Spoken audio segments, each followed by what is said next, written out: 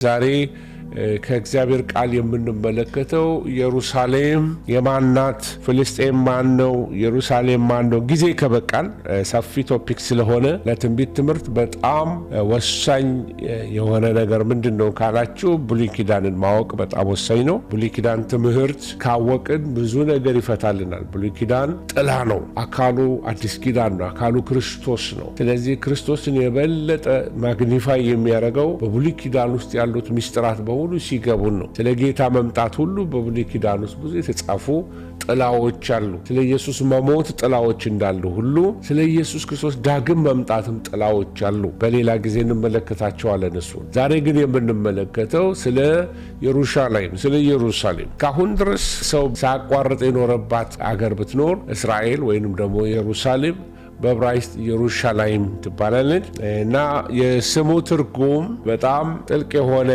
ስነ ልሳናዊ ወይንም ደግሞ ሊንጉስቲክ የሆነ መንፈሳዊም ይዘትም ያለው ነው እና ይሄንን የምልበት ምክንያት አለኝ። እንመለከተዋለን። ቃሉን የተለያየ ይሄንን የቋንቋው አዋቂዎች ሲናገሩ እንግዲህ ከሁለት ቃላት የተዋቀረ ነው ብሎ ይናገራሉ። በተለይ ኢየሩሳሌም ማለት ከሰላም ጋር የተያዘ የሰላም መሰረት ወይ ፋውንዴሽን ኦፍ ፒስ እንደሆነ በጣም የታወቀው ተቀባይነት ያለው ትርጉም ይሄ ነው እና ስሙ ከሁለት የዕብራይስጥ ቃላት የተገኘ ነው ይባላል። የሩ የሚለው ቃል አለ ወይንም ያራ ከሚለው ከዕብራይስጥ መሰረት የመጣል ወይንም መስረት ማለት ነው። ሻላይም ወይንም ሻሎም ማለት ደግሞ ሰላም ወይንም ፍጹምነት ማለት ነው። ስለዚህ ትርጉሙ የሰላም መሰረት ወይንም የሰላም ከተማ ማለት ነው ባጭሩ። ስለዚህ ኢየሩሳሌም ሰላምን ማየት ማለት ይችላልላችሁ። ቪዥን ኦፍ ፒስ ያላት ናት። አንዳንድ የመጽሐፍ ቅዱስ ምሁራን የሩ የሚለው ቃል ራህ የሚለው RAAH የሚለው ራህ የሚለውን ያህዌ የርኤ ከሚለው ነው። ራ ከሚለው የዕብራይስጥ ግስ ጋር ያያይዙታል። ራ ማለት ልክ ራእዬ ወይንም ደግሞ ማየት ማለት ነው። እንደ ራእይ እንደማለት አድርጋችሁ ሰዱ እና ትርጉሙ ሰላም የሚታይባት ስፍራ ወይንም የሰላም ስፍራ ወይንም የሰላም ራእይ ማለት ነው እና በመጽሐፍ ቅዱስ አጠራሯ ወይንም በታሪክ አጠራሯ የከተማዋ ስም በታሪክ ሂደት ውስጥ የተለያዩ ጥምረቶችን አሳልፏል። ለምሳሌ ሳሌም በሚባል በመጀመሪያ በዘፍጥረት ላይ ምዕራፍ 14 ቁጥር 18 ላይ የሰላም ንጉስ የልዑል እግዚአብሔር ካህን የሆነው መልከ ጸዴቅ የሳሌም ንጉስ ተብሎ ተጠርቷል። ስለዚህ ሳሌም የሚለው ኢየሩሳሌም ወይንም ኢየሩሳሌም የምንለው ማለት ነው። ሰላም ወይንም ሰላማዊ ማለት ነው። ሌላው ቀድሞው ይዘዋት የነበሩ ከዳዊት ከተማዋን የያዘው ከኢያቡሳውያን ነው ወይንም ጀቡሳይት እና ዳዊት ከተማዋን ከመያዙ በፊት በኢያቡሳውያን ስለነበረች የምትጠራው የኢያቡሳውያን ከተማ ተብላ ነበር የምትጠራው እና ሌላው ስሟ ያህዌ ይርኤ ወይንም ደግሞ ጀሆቫ ጃይራ። አብርሃም ይስሐቅን ሊሰዋ በሞሪያ ተራራ ላይ በቆመ ጊዜ እግዚአብሔር በምትኩ በግ ስላዘጋጀ ስፍራውን እግዚአብሔር ያዘጋጃል ወይንም በእግዚአብሔር ተራራ ይታያል ብሎ ይርኤ ይሄ የሩ የሚለውን ቃል ለመፍታት የተጠቀምንበት ነው። ስለዚህ በእግዚአብሔር ተራራ ይታያል ማለት ነው እና ይሄ የስሙ ምስጢራዊ ውህደትን ስትመለከቱ እንግዲህ የአይሁድ ሊቃውንት በተለይ ሚድራሽ በሚሉት መጽሐፋቸው ላይ እግዚአብሔር አብርሃምን ይርኤ ወይም መታየት ማዘጋጀት የሚለውን ስም እንደገና ደግሞ መልከጸዴቅ የሚለውን ሳሌም የሚለውን ያዋህዱና ኢየሩሳሌም ወይም ኢየሩሻላይም ወይም ኢየሩሳሌም ተብላ ተጠራች ብለው የሚናገሩት የራሳቸው የሆነ ደግሞ ትርጉም አላቸው። እንግዲህ ኢየሩሳሌም በስሟ የሰላም ከተማ ብትባልም በታሪክ ግን የጦርነት የግርግር ማዕከል ሆና ቆይታለች። እስካሁንም እንደምታውቁት ማለት እንግዲህ ይሄ ፓራዶክስ ይሄ ተቃርኖ የሚያሳየው ከተማዋ እውነተኛውን ሰላም ወይንም እውነተኛውን ሻሎም የምታገኘው የሰላም ንጉስ የሆነው መሲሁ የሹዋ ኢየሱስ ክርስቶስ ዳግም ሲመለስ መሆኑ የታወቀ ነው። ስለዚህ ባጭሩ ኢየሩሳሌም ማለት የሰላም መኖሪያ የእግዚአብሔር የሰላም መሰረት ማለት ነው እና ከተማዋ ከእግዚአብሔር አጀንዳ ጋር በጣም ቁርኝት ያላት ናት። ብዙ ታሪክ ያላት ሀገር ናት። ንጉሥ ዳዊት ኢየሩሳሌምን ወይም ኢያቡስን ይዞ የእስራኤል ዋና ከተማ ማድረጉ ከተማዋ ለፖለቲካ ማዕከልነት ብቻ ሳይሆን ለመንፈሳዊ አገልግሎት ታቦቱን ለማስገባት በጣም የተለየች እንድትሆን እንዳደረጋት ትመለከታላችሁ። ሌላ ላዩ ላይ ዋናው የከተማዋ እምብርት የሆነው የሞሪያ ተራራ ሚስጥር አለ። አብርሃም ይስሐቅን ለመሰዋት የሄደበት ይሄ እግዚአብሔር ያዘጋጃል ያህዌ ይርኤ የተባለበት ስፍራ ዘፍጥረት 22 ላይ የምትመለከቱት የኋላ ኋላ ምን ሆኖ ትመለከታላችሁ? ቤተ መቅደሱ የታነጸበት ቦታ እንደሆነ ትመለከታላችሁ። ስለዚህ የኢየሩሳሌምን ከጥንቱ የመስዋዕት ቦታ እንደሆነች የሚያበስር እንደሆነ ትመለከታላችሁ። እና ስለ ኢየሩሳሌም ስንነጋገር የጌታችን የኢየሱስ ክርስቶስ እንባ የፈሰሰባት ትልቅ ለድነታችን ሲል ጌታ ዋጋ የከፈለባት ቦታ ናት። እንደውም ጌታችን ኢየሱስ ክርስቶስ ኢየሩሳሌም ኢየሩሳሌም ዶሮ ጫጩቶቿን እንደምትሰበስብ ልሰበስብሽ መጣው አላወቅሽም ወይንም አላወቃችሁም ብሎ ከተማይቱን አይቶ አለቀሰላት ይላል። ሉቃስ 19 ቁጥር 41 ላይ ታገኙታላችሁ። ስለዚህ ከተማዋ በጣም ታሪካዊነት ብቻ ሳይሆን ጌታ ያለቀሰላት ከተማ ናት። ጌታ አንብቶላታል። እዚህ ቦታ ላይ ደግሞ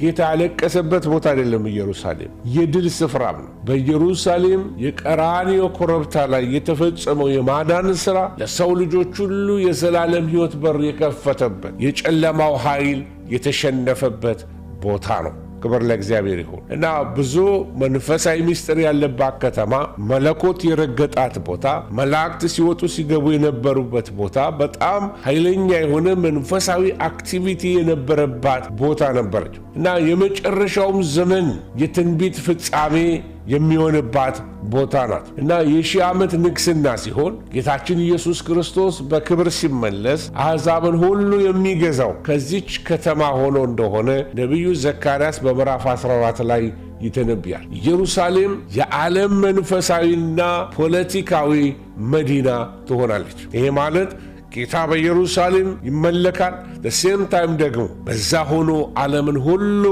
ያስተዳድራል ማለት ነው። ሌላው እንግዲህ የመጨረሻው ከዚህ ውስጥ የምትመለከቱት ከአሕዛብ የተለያየ ጥቃት ደግሞ የደረሰባት ናት። በፊትም ወደፊትም የሆነ ጥቃት እንደሚመጣባት መጽሐፍ ቅዱስ ይነግረናል። አንደኛው ከአርማጌዶን ነው፣ ሁለተኛው ከጎግ ማጎግ ነው። በተለይ ስለ ጎግ ማጎግ ደጋግመን ተነጋግረናል። የአሕዛብ ጥቃትና ጉዳት የሚያደርስባት የተለያየ ህብረት የሚያደርጉባት ተባብረው የሚመጡባት የሚያድሙባት ከተማ ትሆናለች። በትንቢት መጽሐፍ ለምሳሌ ባለፈው እንደተጠቀሰው በሕዝቅኤል 38 በዘካርያስ 14 ላይ እንደተጠቀሰው በመጨረሻው ዘመን አሕዛብ ኢየሩሳሌምን ለመውጋት እንደሚነሱ መጽሐፍ ቅዱስ ይነግረናል። ስለዚህ በዚህ በሕዝቅኤል 38 እና በዘካርያስ 14 መሰረት ኢትዮጵያ ወይንም ኩሽ መጠቀሷ እኛ ለሕዝባችን ለሀገራችን እንድንጸልይ በንቃት እንድንማልድ የሚያሳስብ ትልቅ ጥሪ እንጂ መርዶ ነገራ ወይንም ለማስደንገጥ የሚነገር እንዳልሆነ እንድትረዱልኝ ይፈልጋሉ። ስለዚህ ለማጠቃለል ያህል አሁን የተናገርኩት ኢየሩሳሌም በታሪክ ብቻ የምትታወስ ከተማ ሳትሆን አሁንም በሕይወት ያለች ከተማ ናት ወገኖች። እስካሁን ድረስ ሰው ኤግዚስት ያደርግባታል። ከፍጥረት ጀምሮ ብዙ ዘመን የኖረች ምድር ናት። የእግዚአብሔር ዓይኖች 24 ሰዓት የማይለዩት ከተማ እንደሆነች ስለ ኢየሩሳሌም ይናገራል። በተለይ ለእኛ ለአማኞች በከተማዋ ላይ ከሚመጣው መለኮታዊ ፍርድና ከአሕዛብ ሴራ እንድትጠበቅ ልንማልድ፣ ስለ ኢየሩሳሌም ሰላም ጸልዩ ብሎ ጌታችን ነግሮናል። ልንማልድ ያስፈልገናል። ወደ ኢየሩሳሌም ታሪክ ሊሄድላችሁና የኢየሩሳሌም ታሪክ ከ5000 ዓመታት በላይ ወደ ኋላ የሚጓዝ ነው። በጦርነት፣ በሃይማኖታዊ ክስተቶች፣ በመለኮታዊ ተስፋዎች በጣም ያሸበረቀና የተሞላ ታሪክ ያላት አገር ናት። ከተማዋ በዓለም ላይ ካሉ ጥንታዊ ከተሞች አንዷ ናት። ሶስቱ ትልልቅ የአብርሃሚክ ሪሊጅንስ የምንላቸው ወይም ደግሞ አብርሃምን ያማከሉ ሃይማኖቶች ለአይሁዶች፣ ለክርስትና፣ ለእስልምና ለሶስቱ ሃይማኖቶች የተቀደሰች ማዕከል ናት። ስለዚህ ስለ ኢየሩሳሌም ስንነጋገር እንግዲህ በተለያየ ዘመናት ተከፋፍለን እንመልከታት። የመጀመሪያው ነገር እንድታዩልኝ የምፈልገው የጥንት ዘመን በተለይ የንጉሥ ዳዊትን ዘመን ከክርስቶስ ልደት ዘመን በፊት ከ3000 ጀምሮ እስከ 586 ወደ ኋላ እየቆጠራችሁ ስትመጡ ማለት ነው ኢያቡስ ከሚለው ስም ጋር የተያዘ ታሪክ ነበራት። ወይንም ቀድሞ የኢያቡሳውያን ከተማ ነበረች። የኢያቡሳውያን ከተማ ነበረች። ዳዊት ኢያቡሳውያንን አስወጣና ኢየሩሳሌምን አምባውን ጽዮንን ማረከ። በዛ ድንኳኑን አረገ። ዋና ከተማ አደረጋት ዳዊት። ዳዊት ያንን ብቻ ሳይሆን ተጨማሪ የዳዊት ከተማ ብሎ ስሟን አወጣላት። የዳዊት ከተማ በ1000 ዓመተ ዓለም አካባቢ ንጉሥ ዳዊት ከተማይቷን ያዘ። ከዛ በኋላ ዩናይትድ ጋቨርንመንት ወይ ዩናይትድ ኪንግደም አድርጎ አገሩን ሁሉ ታቦቱን በዛ አስገብቶ የተቀደሰ ምድር አድርጎ ይህንን ይገዛታል ማለት ነው። ሌላ በኢየሩሳሌም ውስጥ ካሉት አንዱ ነገር የዓለምን ኢንትረስት ከሚስበው ነገሮች አንዱ የንጉሥ ዳዊት ዘመን ላይ ብቻ ሳይሆን በሰለሞን ዘመን ቤተ መቅደስ ተሰርቷል። ሁላችንም ቤተ መቅደሱን ታስታውሳላችሁ። ሰለሞን ዳዊት እንዴት መቅደሱን አትሰራም ተብሎ ልጄ ሰለሞን ሆይ ሰው ሁን ብሎ አባትየው ሀብቱን በሙሉ አሳልፎ ሰጥቶት መቅደሱ እንዴት እንደሰራ የእግዚአብሔር ደመና እንዴት እንደመጣበት ሰዎች ሊቆሙበት እስከማይችሉ ድረስ የእግዚአብሔር ክብር የነበረበት ቦታ እንደነበረ ስለዚህ መቅደስ ተምረናል። ይሄ የተሰራው በሞሪያ ተራራ ላይ ነበረ። ያ አብርሃም ልጁን ሊሰዋበት የነበረበት ቦታ ላይ ይሄ ቤተ መቅደስ ተሰራ ማለት ነው። ስለዚህ የሰለሞን ቤተ መቅደስ ምን ሆነ ማለት ነው? የሃይማኖት ማዕከል አደረገው። ኢየሩሳሌም የፖለቲካ ማዕከል ብቻ ሳትሆን ጥንትም የሃይማኖትም ማዕከል ሆናለች ማለት ነው። ሌላ ይሄ ታሪኳ በምንድን ነው ኢንተራፕትድ የሆነው? የባቢሎን ምርኮ መጣ። በተለይ በካላንደሩን ሄዳችሁ ስትመለከቱ የባቢሎን ምርኮ ሲሆን ወደ 586 ዓመተ ዓለም አካባቢ ነው። የባቢሎን ንጉሥ ናቡከደነጾር ከተማይቱን መጥቶ ደመሰሳል። ቤተ መቅደሱ ተቃጠለ። የከበረው የመቅደሱ ዕቃ ሁሉ ተወሰደ። አይሁድን ለ70 ዓመታት ወደ ባቢሎን አፈለሳቸው። በኤርምያስ ትንቢት ተነገረ። 70 ዓመት በተፈጸመ ጊዜ እንደገና አስባችኋለሁ፣ ጎበኛችኋለሁ ብሎ እግዚአብሔር ለሕዝቡ ተስፋ ሰጠ።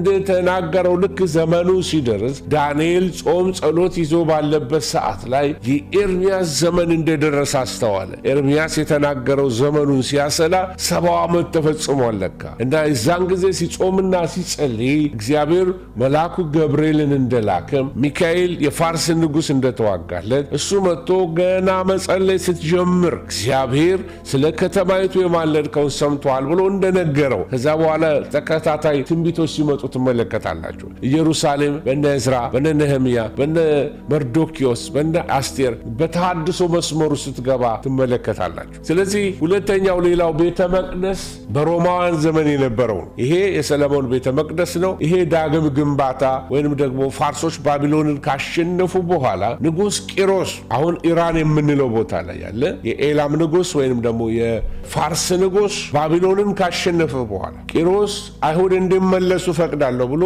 እነ ዕዝራ ሲመለሱ እነ ዘሩባቤል ሲመለሱ እንመለከታለን። ስለዚህ ሁለተኛው ቤተ መቅደስ ተገነባ። ያለቅሱ ነበረ። ኋለኛው ቤተ መቅደስ ይሰራ ከፊተኛው ቤት ክብር ይልቅ የኋለኛው ቤት ክብር ይበልጣል ብሎ እግዚአብሔር እስኪያጽናናቸው ድረስ በሐጌ የተነገረው ትንቢት በዚህ ዘመን ነበር። ስለዚህ ወደ ተራራ ውጡ፣ እንጨትንም አምጡ፣ ቤትንም ስሩ፣ እኔ በዚህ ደስ ይለኛል ይላል እግዚአብሔር የሚል ትንቢት በሐጌ 1 ላይ ትሰማላችሁ፣ ምዕራፍ 2 ላይ ትሰማላችሁ። ስለዚህ ሁለተኛው ቤተ መቅደስ ተሰራ። ከዛ በኋላ ይሄው መቅደስ በሮማውያን ዘመን እንደገና ሲታደስ ትመለከታላችሁ። የሄሮድስ ዘመን ልክ ንጉሥ ሄሮድስ ቤተ መቅደሱን በጣም በታላቅ ግርማን ያሳደሰው። ጌታ ኢየሱስ ክርስቶስ ግን መጥቶ የነጋዴዎች ዋሻ፣ የወንበዴዎች ዋሻ አረጋችሁት ብሎ አላከበረውም። ምክንያቱም የንግድ ቤት ይመስል ነበር። በጣም የተወለወለ ያማረ ነው፣ ግን ሽያጭ በሽያጭ ገንዘብ ለዋጮች፣ እርግብ ሻጮች።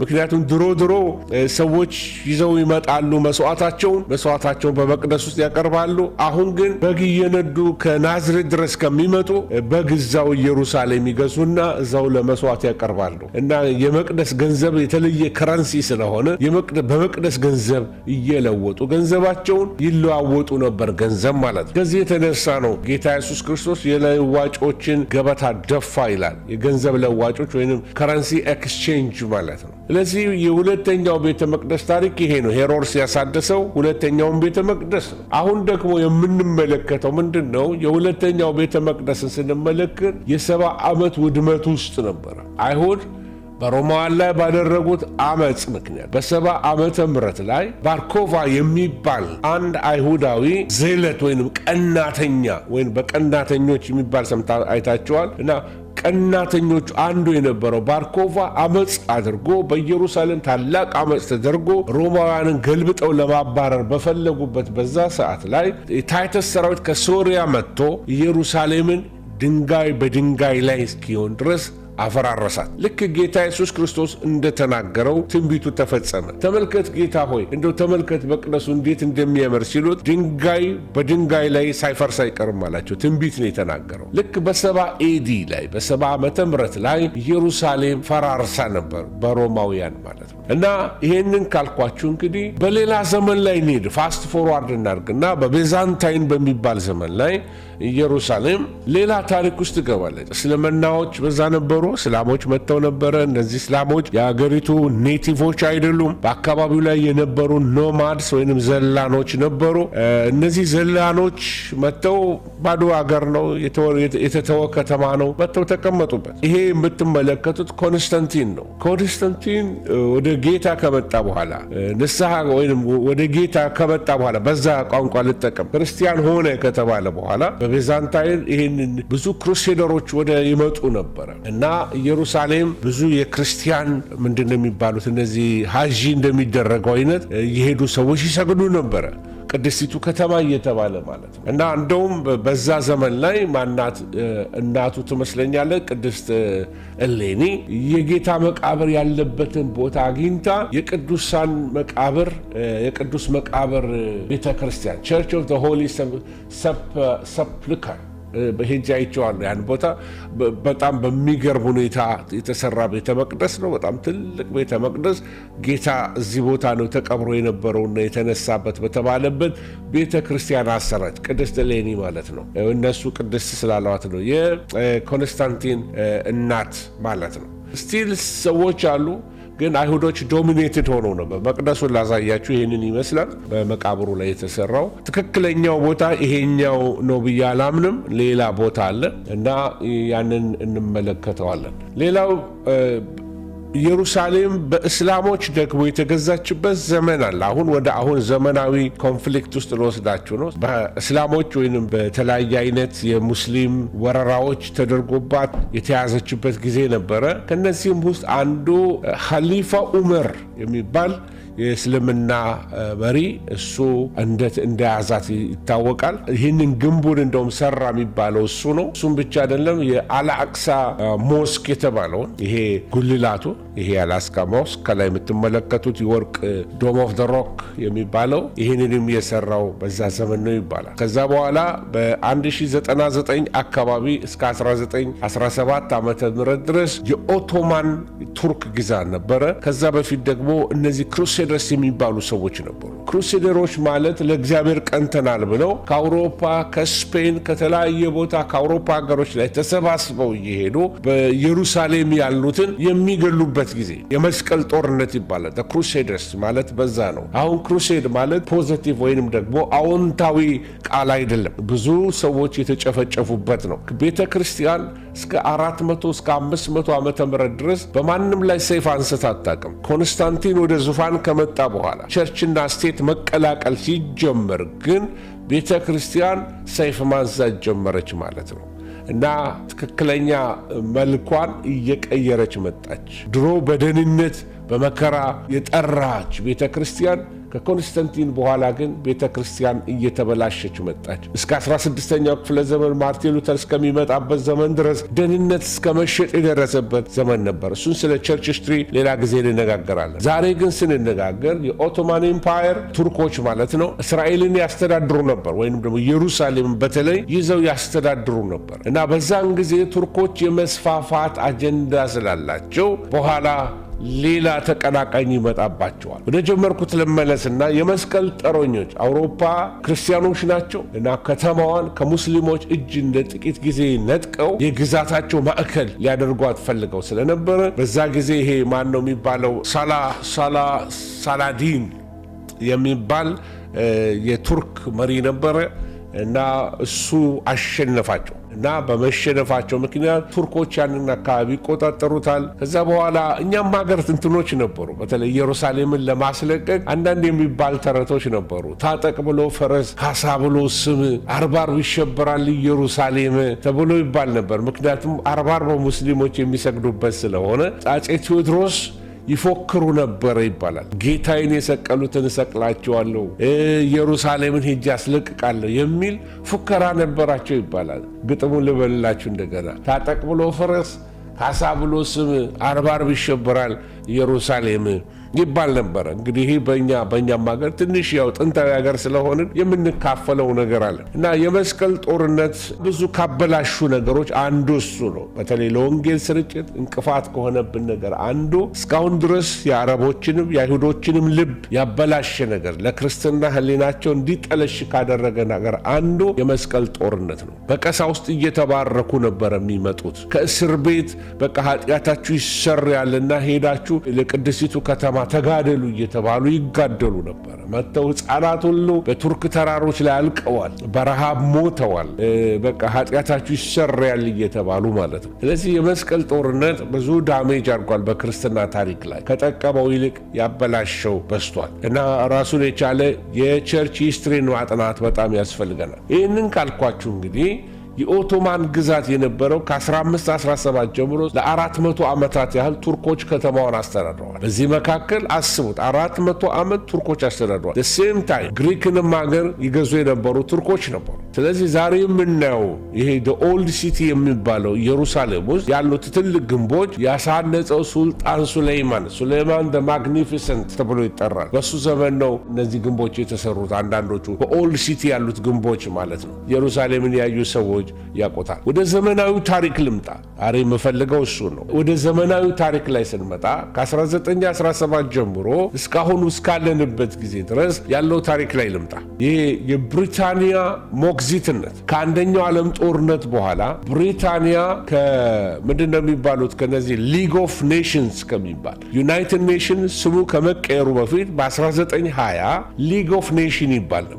ስለዚህ ብሪታንያ ከተማዋን ትረከባለች ከቱርክ ላይ። ለራሳቸው ፈልገው ነው እንጂ ለሕዝቡ አስበው አይደለም። ከዛ በኋላ ብሪቲሾች ያደረጉት ምንድነው? በ1948 ላይ እስራኤል ነፃነቷን አወጀች። እንዴት አይሁዶች እንደተሰባሰቡ ራሱን የቻለ በጣም አስገራሚ የሆነ ታሪክ አለው። እግዚአብሔር እንዴት እንደሰበሰበ በተለይ ናዚ ከጨፈጨፋቸው በኋላ 6 ሚሊዮን አይሁዶች ካለቁ በኋላ አገር ለራሳቸው ይፈልጉ ነበረ ነውም በተገናኙ ቁጥር በእምነት በተበተኑበት ሀገር ሁሉ ኔክስት ይር ኢን ጀሩሳሌም በቃ እኛ ሲዩ ሌተር እንደምንባባለው ወይንም በኋላ እንገናኝ እንደምንባባለው እነሱ የሚባባሉት ኔክስት ይር ኢን ጀሩሳሌም ይባባሉ ነበር። እውነትም እንደተናገሩት እግዚአብሔር አረገላቸው እና 1948 ላይ በ1948 እስራኤል ነፃነቷን ስታውጅ ከተማዋ ለሁለት ተከፈለች። ምዕራቡ ክፍል በእስራኤል፣ ምስራቁ ደግሞ ኦልድ ሲቲ የሚባለው ደግሞ በዮርዳኖስ ቁጥጥር ስር ዋለ።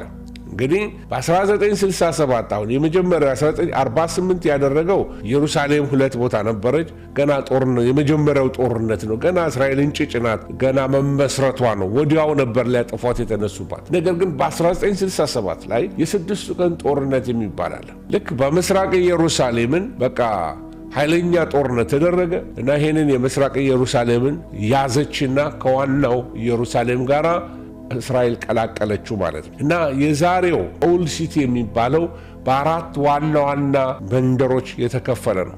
የመጀመሪያው የአይሁድ መንደር ነው። ይሄ ጁዊሽ ኳርተር የምንለው ይሄ የዌይሊንግ ዎል ወይም የዋይታ ግንብ ያለበት ይሄ አይሁዶች እንዲህ ብለው የሚጸልዩበት እሱ የአይሁድ ኳርተር ይባላል። ይሄ የአይሁድ ኳርተር ነው። ሌላው ግን የክርስቲያኖች ኳርተር አለ ወይም ደግሞ የክርስቲያኖች መንደር ብዬ ልበለው በአማርኛ የክርስቲያኖች መንደር አለ። በዚህ ውስጥ የምታገኙት ቤተ ክርስቲያኖችን ታገኛላችሁ። የቅዱሳን መቃብርን ምናምን የምታገኙበት ቦታ ነው። ስለዚህ እነሱ ያደረጉት ምንድነው? በአራት ቦታ ነው የከፈሉት። ይሄኛው ሁለተኛው ደግሞ የክርስቲያን መንደር ነው። ቸርቾቹ የምታገኙት እዛ ነው። የጻድቃን መንደር የጻድቃንን መቃብር ምናምን የምታገኙት በዛ ነው። ሶስተኛው የሙስሊም መንደር አለ፣ ሙስሊም ኳርተር የሚባል ይሄ በጣም ትልቁ መንደር ሲሆን የአላቅሳ መስጊድ የሚገኘው በዚህኛው ኳርተር ውስጥ ነው ማለት ነው። እዚህ መንደር ጋር ነው እንደዚህ ይሄ የስልክ ከቨር መሸፈኛ ልገዛ ሄድኩና ሱቃቸው ላይ ከገዛሁት በኋላ ከየት ነው የመጣው አለኝ እና ነገርኩት። ከዛ በኋላ ዌልካም ቱ ፓለስታይን አለኝ። ፖለቲካ መሆኑ ነው እና ስቄ ዞር አልኩኝ። ከኔ ጋር የነበረው ሰው ግን አይሁዳዊ ስለነበረ የሚሰጠው መልስ ሰጠው እና ምን ልላችሁ ነው ስቲል ከተማይቱ ጉዳይ የፖለቲካም ጉዳይ እንደሆነ ታያላችሁ። ሌላው አራተኛው መንደር የአርሜኒያን መንደር የሚባል አለ ወይም አርሜኒያን ኳርተር የሚባል አለ። እነዚህ የጥንት አርሜኒያውያን ወይም የአርመን ሰዎች በዛ ክርስቲያኖች ናቸው ብዙዎቹ በዛ መንደር ይኖሩ ነበር። ምናልባት አንዳንድ የታወቁ ሰባኪዎችም ከዚህ ሀገር የወጡበት ቦታ አለ እና የእነሱን ሰፈር ላሳያችሁ። ይሄ የአርሜኒያን ኳርተር ይባላል። የአርሜኒያን ኳርተር ይባላል። በዚህ ደግሞ የምታዩት ነገር ብዙ የክርስቲያኖችን ነገር ጎልቶ ትመለከታላችሁ። እና ትልቁ ጥያቄ ዛሬ አጠር አድርገን እንድንነጋገር የፈለኩት ታዲያ ለምንድን ነው የሚጋጩት? እስራኤልና ፍልስጤም ለምንድን ነው የሚጋጩት? ዓለም የታወከበት በዓለም ላይ እንደዚህ አይነት ኬዝ የለም። በቃ ለዓለም የከበደ ጉዳይ ቢኖር የፍልስጤምና የእስራኤል ጉዳይ ነው። ለዓመታት ሊፈቱት ያልቻሉ ለዓመታት ሊመለስ ያልቻለ ጥያቄ ነው። ይህንን በመጽሐፍ ቅዱስ አንጻር ወይንም ደግሞ በእግዚአብሔር ቃል ትክክለኛውን ነገር ለማየት እንሞክራለን። ከእግዚአብሔር ቃል አንዱ ስንመረምር የምንረዳው የእስራኤልና የፍልስጤም ግጭት በዓለማችን ላይ ካሉ በጣም ውስብስብ አንደኛ ውስብስብ እንዲህ በቀላሉ እንዲህ ቢያረጉ ብላችሁ በሁለት ሐሳብ በሁለት ስብሰባ ብትጨርሱት ነገር አይደለም። በጣም ውስብስብ የሆነ ረጅም ዕድሜ ካላቸው ፖለቲካዊና ሃይማኖታዊ ውዝግቦች አንዱ በጣም ኮምፕሊኬትድ የሆነ በጣም ረጅም ጊዜ የፈጀ ሃይማኖታዊም ነው እንደገናም ደግሞ ፖለቲካዊም ነው። ስለዚህ በሌየር በተለያየ ክፍል ልንፈታው ልናየው ይገባል። ችግራቸውን የሃይማኖት ችግር ብቻ አይደለም፣ የፖለቲካም ችግር ብቻ አይደለም። ስለዚህ በውስጡ ብዙ ነገር አለ ማለት ነው። ኦኬ ይህንን ካልኩኝ ሌላው ግጭቱ በተለይ በእስራኤልና በፍልስጤም መካከል ያለው ግጭቱ በዋናነት በአንድ መሬት ላይ ያሉ ሁለት ብሔራዊ ማንነቶች አሉ። ሰሞኝ በደንብ በአንድ መሬት ላይ ያሉ ሁለት ብሔራዊ ማንነቶች አሉ። ሁለት አገሮች በአንድ መሬት ላይ ሲኖሩ ማለት ነው። ይሄ እንደዛ ተደርጎ ሊወሰድ ይችላል። ፍልሚያው ይሄ ነው። የኔ ሀገር ነው፣ ያንተ ሀገር አይደለም። እኔ ቀድሜ መጥቻለሁ፣ አንተ አልነበርክም፣ ውጣልኝ፣ እኔ ነኝ እዚህ ያለሁት፣ እናንተ እናጠፋችኋለን፣ እኛ እናጠፋችኋለን። ይሄ ነው እሰጥ አገባው የምትመለከቱት ይሄ ነው። ወደ ኋላ ሄደን ታሪኩን ስንመለከት አንዳንድ ቃላቶች ሰምታችሁ ታውቃላችሁ። ምናልባት አሁንም ሰዎች ይጠቀሙበታል። ዛይኒዝም የሚባል ጽዮናዊነት የሚል ቃል። ይሄ የጽዮን ንቅናቄ የጽዮናዊነት ንቅናቄ በ19ኛው ክፍለ ዘመን መጨረሻ በአውሮፓ ይኖሩ የነበሩ አይሁዶች ከደረሰባቸው መከራ ከደረሰባቸው ስቃይና እንግልት ለማምለጥ ወደ ቀደመው የአባቶቻቸው ምድር ለመመለስና መንግስትን ለመመስረት ያደረጉት ህብረት እሱ ነው ጽዮናዊነት የሚሉት ወይንም ደግሞ ጽዮንና ናፋቂዎች ዛይኒዝም ተብሎ የሚጠራው ይሄ ነው። ጽዮናዊነት ብቻ አይደለም በዛ ጊዜ የተነሳው። በተለይ ከ1880 በኋላ እስከ 1917 ድረስ የጽዮን ንቅናቄ ብቻ ወይንም ደግሞ ጽዮናዊነት ብቻ ሳይሆን ንቅናቄው የአረብ ብሔርተኝነትም ተነስቶ ነበር። አንድ የአረብ ዝርያ ብቻ አይደለም ያለው፣ ብዙ አይነት የአረብ ዝርያዎች አሉ። በኋላ እነግራቸዋለሁ።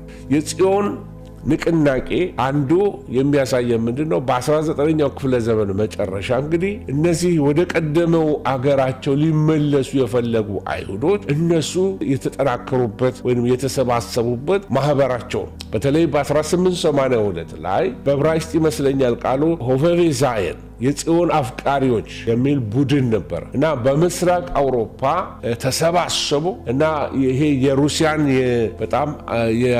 አመጽ የነበረበት ዘመን ነበረ። ትልቅ ሩሲያ ሬቮሉሽን የተነሳበት ጊዜ ነበረ እና በዛ ጊዜ ወደ ኦቶማን ኤምፓየር ቀድሞ ስለነበረ ፍልስጤምን በዛ ስር ስለነበረ የአይሁድ ስደተኞች ማዕበል መምጣት ጀመረ ወደ ሚድል ኢስት ማለት ነው ከ1882 ጀምሮ። ስለዚህ አይሁዶች ቀስ በቀስ ወደ ሀገራቸው እየመጡ መኖር ጀመሩ። ቀስ እያሉ በጣም ብዙ አይደሉም። የሆነች ትምህርት ቤት ተከራዩ ወይንም ገዙ፣ የሆነ እርሻ ቀስ እያሉ ሲጠራሩ እንደዛ ነው የበዙት ወደ ሀገራቸው መመለስ የጀመሩት። በ1890 ላይ ለመጀመሪያ ጊዜ ጽዮናዊነት የሚለው ቃል በዛ ጊዜ ራስን ነፃ ማውጣት በተሰኘው አንድ መጽሐፋቸው ላይ ለመጀመሪያ ጊዜ የተጠቀሙት በ1890 ላይ ነው። ታሪኩ እንግዲህ ምንድነው? በ1896 ላይ ቴዎዶር ሄርዘል የሚባል ደርጁዲንስት ነው እንደዚህ እንትኑ ቀጥታ ትርጉሙን ፕሮናውንስ ማድረግ አልችልም፣ ጀርመንኛ ይመስለኛል። የአይሁድ መንግስት ነው በአጠቃላይ ዋና በራሪ ወረቀት አሳተመና የአይሁድ መንግስት የሚል ለአውሮፓ ላሉ የአይሁድ መንግስት መመስረት ንቅናቄ ማድረግ ጀመረ፣ ማስተላለፍ ጀመረ፣ በዛ በህትመቱ ማለት ነው። እና በ1897 ይሄ መስራቻቸው ሄርዘል የሚባለው ሰው የመጀመሪያውን የጽዮናዊነት ኮንግረስ ሰበሰበ ማለት ነው። ስለዚህ የዓለም የጽዮናውያን ድርጅት ተቋቋመ። ሄርዘል የመጀመሪያው ፕሬዝዳንት ሆኖ ተመረጠ ማለት ነው።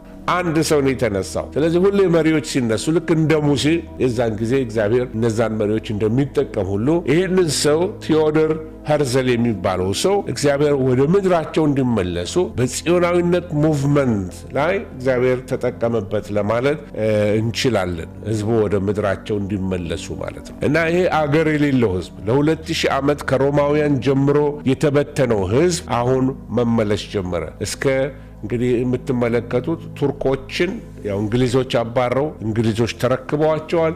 ቀስ እያሉ አይሁዶች እየተመለሱ ነው። በዛ ጊዜ ቀደም እንዳልኳችሁ የአረብ ብሔርተኝነትም ተነስቶ ነበር። ይሄ ናሽናሊዝም፣ የአረብ ናሽናሊዝም እና በዛ ጊዜ ፍልስጤም በኦቶማን ቱርክ ግዛት ስር ነበረች። በዚያ የሚኖሩ አረቦች የራሳቸው ነፃነትን ፈለጉ። ከኦቶማን ኤምፓየር ነፃ መውጣት ፈለጉ እና ምናልባት ለትምህርት እንዲሆነን የአረቦቹ ዝርያ ብዛት እንድትመለከቱት ነው። የተለያየ ስም እንደነበራቸው እንዳሁኑ ሁሉ አረብ አልነበረም። የተለያየ ስም አላቸው። የተለያየ አይነት ዝርያ ነበራቸው ከተለያየ አቅጣጫ ማለት ነው። እዛ ላይ ማየት ትችላላችሁ። ኦኬ ይህንን ካልን እንግዲህ እንደዚህ የአረብ ብሔርተኝነት ተነስቷል። የጽዮናዊነት ንቅናቄ ተነስቷል።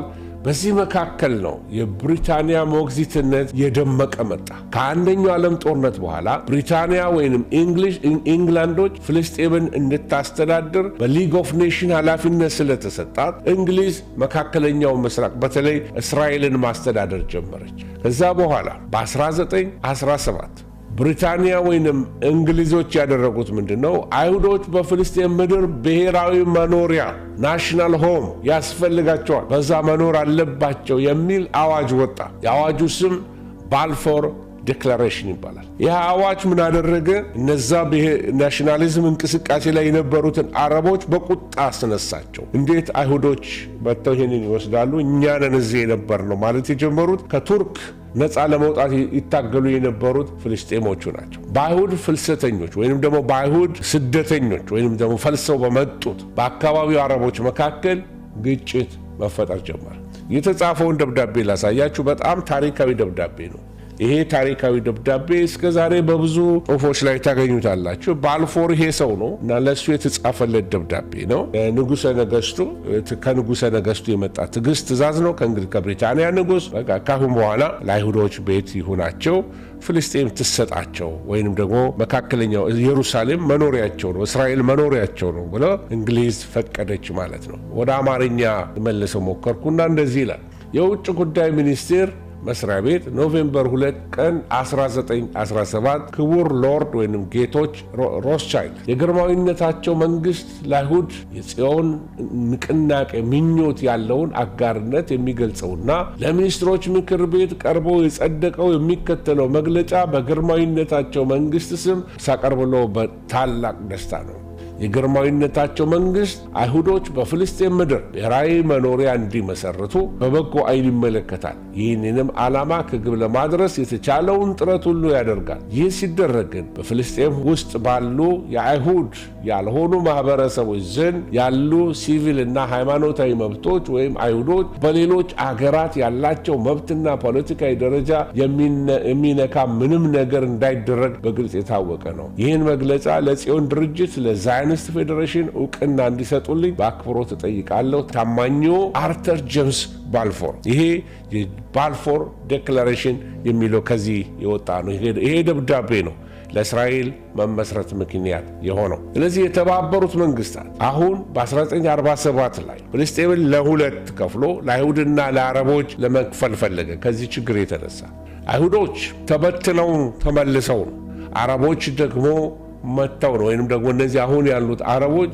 እዛው አካባቢ የነበሩ ኖማዶች እንደዚህ በተተወበት ሰዓት ላይ እናንተ ቤታችሁን ትታችሁ ለተወሰነ ዘመናት ለምሳሌ ኢትዮጵያ ቤት ቢኖረኝ ለተወሰነ ዓመት ካናዳ ኖሬ ስመለስ ቤቴ ተይዞ ባገኘው ከቤቴ ውጡልኝ ህጋዊ መብቴ ነው ሰነዱ እጄ ላይ ያለው ብዬ መጠየቅ መብት አለኝ። ልክ እንደዛ ነው የሆነው። ስለዚህ ለአይሁድና ለአረቦች ጦርነት ለማስቀረት ሲሉ ኢየሩሳሌምን ሁለት ቦታ መክፈል ፈለጉ። ኢየሩሳሌም ደግሞ በዓለም አቀፍ ቁጥጥር ስር ወይንም ደግሞ ኢንተርናሽናል ሲቲ እንድትሆን ሐሳብ ቀረበ። በጣም የሚገርማችሁ አይሁዶች ተቀበሉት፣ አረቦች ግን አንፈልግም አሉ፣ ወይም ደግሞ ፍልስጤሞቹ አንፈልግም አሉ። ስለዚህ በ1948 ጦርነት ተነሳ። ጦርነቱን ታሪኩን ቅድም ነግሬያቸዋለሁ። እስራኤል መንግስቷን አወጀች። ወዲያውኑ 5 የአረብ አገራት ግብፅ፣ ዮርዳኖስ፣ ሶሪያ፣ ኢራቅ፣ ሌባኖን እስራኤልን ወረሩ ማለት ነው። ከ5 አገሮች ጋር ገና አዲስ አገር ጦርነት ጀመረች። ከሁሉ አቅጣጫ ተወረረች ማለት ነው። ከታች ተመልከቱ።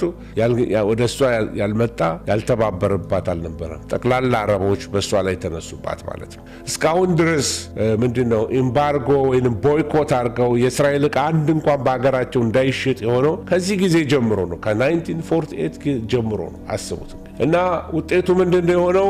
እስራኤል ጦርነቱን አሸነፈች። ወደ 700 ሺህ የሚጠጉ ፍልስጤማውያን ከቀያቸው ተፈናቀሉ። እና ይሄ ቀን በፍልስጤማውያን ናቅባ ብለው ይጠሩታል፣ ወይም የጥፋት ቀን ብለው እስካሁን ድረስ ያከብሩታል፣ ወይም ደግሞ ያስቡታል። የተበተንበት ቀን ነው ብለው ያስባሉ ማለት ነው። እና ይህንን ታሪክ እንድናውቅ የሚረዳን አንዳንድ ጊዜ ከምንሰማቸው ፖለቲካዎች አንጻር ያለ አይደለም ሳናውቀው ቢብሊካል የሆነውን ትሩዝ እንዳንስትም ነው። ምድሪቱ የማን ናት? እግዚአብሔር ምድሪቱን ለእስራኤል ነው የሰጠው። ጦርነቶች ተነስተዋል። በተለያየ ጊዜ የነበሩ ጦርነቶች እንደውም እስራኤልን ሲያሰፏት ትመለከታላችሁ። በ1937 1947 በ2000 እስራኤል እየሰፋች ቴሪቶሪያ እየሰፋ ሲመጣ ትመለከታላችሁ። በዚህ በስዕሉ ላይ እንደምትመለከቱት ማለት ነው። ይህንን ታሪካዊ ነገርን በደንብ ተመልክተናል። እና ይሄ ጦርነት ለዛሬው ግጭት ምንድነው? መሰረታዊ ምክንያት ነው። እስራኤልና ኢራን የሚያጣላቸው አንዱ ነገር የፍልስጤም ጉዳይ ነው። ለፍልስጤም ይሄ ይገባታል፣ ኢየሩሳሌም የፍልስጤም ነው የእስራኤል አይደለም የሚል ነው። ፕሬዚዳንት ትራምፕ ለምንድነው ከቴል አቪቭ ኤምባሲያቸውን አንስተው ኢየሩሳሌም አምጥተው ኤምባሲያቸውን ያስቀመጡት? ምክንያቱም ኢየሩሳሌም የአይሁዶች ዋና ከተማ ናት ብለው ስላመኑበት ነው ያንን ያደረጉት። አንዳንድ የላቲን አሜሪካን ሀገሮች አድርገዋል፣ ሌሎች ግን ብዙ የአፍሪካ ሀገሮች አላደረጉም። ስቲል ቴል አቪቭ ነው ያሉት፣ ሪኮግናይዝ አላረጉ። ከ1948 በፊት ወደ ነበረው መሰረት ትመለስ ወይንም ክልል ትመለስ ብሎ ባራክ ኦባማም ሲናገር የነበረው ይሄንን ነው። ስለዚህ አሁን ያለውን እንቅስቃሴ ከመጽሐፍ ቅዱስ ወይንም ከታሪክ አንጻር ለማየት ነው። ስለዚህ እስራኤል በ6 ቀናት ውስጥ በ6 ቀን ጦርነት በተለይ ብዙ ቦታዎችን ተቆጣጠረች። በ6 ቀን ጦርነት ምዕራቡን ይሄ ዌስት ባንክን ያዘች፣ ምስራቅ ኢየሩሳሌምን ያዘች፣ ጋዛን ያዘች፣ ሲናይ በረሃን ያዘች፣ የግብፅን ማለት ነው። ጎላን ተራራ ኖርዝ ሄዳ ከሶሪያ ጋር ያለውን እሱን ጎላን ተራራ ያዘች። ስለዚህ እስራኤል በእነዚህ ቦታዎች ላይ ሰፈራዎችን ወይም ሴትልመንቶችን መመስረት ጀመረች። ይሄ እስከ ዛሬ ድረስ ለሰላም እንቅፋት ሆኖ ትመለከቱታላችሁ። በተለይ በ67 የነበረውን በጦርነቱ ሰዓትና ከጦርነት በኋላ የነበረውን የእስራኤልን መስፋት ላሳያችሁ ፈልጋለሁ። እና የምታዩት ይሄ ጠቃጠቆው ስዕል የምትመለከቱት እስራኤል የሚለው ጽሑፍ ላይ ተመልከቱ እንዴት እንደሰፋ እስራኤልን አስፍቷት ትመለከታላችሁ። እና ጦርነቶቹ እያሰፏት በጣም ጠላቶቿ በበዙበት ቁጥር እየበረታች ከሚገባው በላይ አሁን ገና ከተወለደች የ70 ዓመት አገር ናት። 70 ዓመቷ ወይም 72 ዓመቷ ባለሳሳት።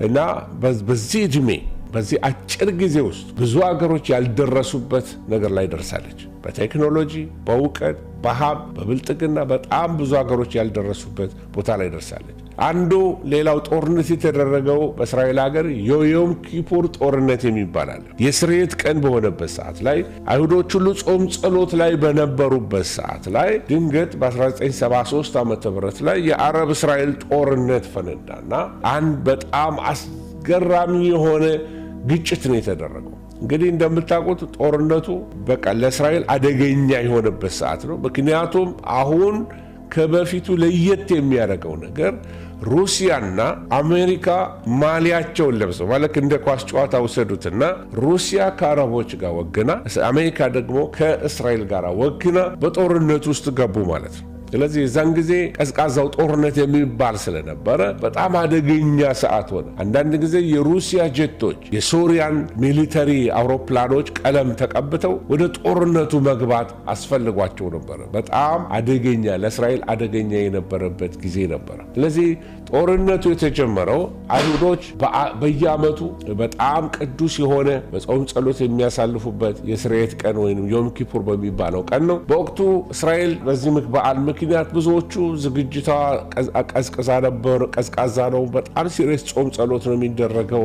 ረዘም ያለ ጾም ጸሎት ነው። ሰው ሁሉ ያልተዘጋጀበት ድንገት የሆነባቸው ነው። ስለዚህ ግብፅና ሶሪያ ከዚህ የተነሳ የ6 ቀን ጦርነት ከዚህ በፊት ያጡትን ለማስመለስ በዮም ኪፑር ጦርነት ግብጾቹ ሲናይን እንደገና ደግሞ ሶሪያኖቹ ደግሞ ጎላን ተራራን ለማስመለስ ድንገት የሆነ ጥቃት ነው ያደረጉት። ድንገተኛ ጥቃት ነው የሆነባቸው። ግብፅ ተመልከቱ፣ ከደቡብ በኩል ነው ያጠቃቸው፣ የስዊስ ካናልን ተጠቅማ ማለት ነው፣ ሳይታሰብ ድንገት ከታች። እንደገና ደግሞ ሶሪያ ደግሞ ከሰሜን ይህንን ድንገተኛ የሆነ ተነጋግረው በአንድ ላይ ከሰሜንና ከደቡብ ጦርነት እስካሁን ያላረፈች ሀገር እንደሆነች እንድታዩልኝ ነው። እስካሁን ያላረፈች ሀገር እና ከጦርነቱ በኋላ የሚሆኑትን ነገሮች ላሳያችሁ ፈልጋለሁ። ጦርነቱ ሂደቱ በጣም የተጧጧፈ ነበረ እና በዚህ ጦርነት ላይ የተካፈሉ ሰዎች ነበሩ። ምናልባት አንዳንዶቻችሁ ይህን ስም ታውቁት ይሆናል።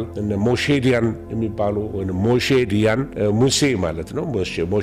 ሞሼዲያን የሚባሉ ሰው ናቸው። እኚህ አይናቸው ላይ አንድ አይና የሆኑት ወይም ደግሞ አይናቸው ላይ ፓች ያደረጉት መሪ ማለት ነው እና በእሳቸው መሪነት በጣም እስራኤል ብዙ ድል ያገኘችበት ነው። ብዙ ታሪክ አላቸው ራሳቸውን የታለ እና የአሜሪካና የሶቪየት ህብረት ጣልቃ ገብነት ለአረብ ሀገራት ሶቪየት ገብታ አሜሪካን ለእስራኤል የጦር መሳሪያና የተለያየ ነገር ማቅረብ ጀመሩ። ጦርነቱ የሁለቱ የዓለም ሀያላን ሀገሮች በቃ ፍልሚያ እስኪመስል ድረስ ጦርነቱ ተጧጧፈ። የጦርነቱ ሂደት ላይ የእስራኤል መልሶ ማጥቃት ጀመረች። በጣም ተጠቅታ ነበር መጀመሪያ ላይ፣ ነገር ግን መጠቃት ጀመረች እና በዚህ ውስጥ አንድ የሚታወሱ ሰው አሉ። እኚህ ምናልባት ትልቅ አባት ናቸው። እኛ በቅርብ ጊዜ ነው የሞቱት ባልሳሳት እና እኚህ አባት ጀነራል ናቸው።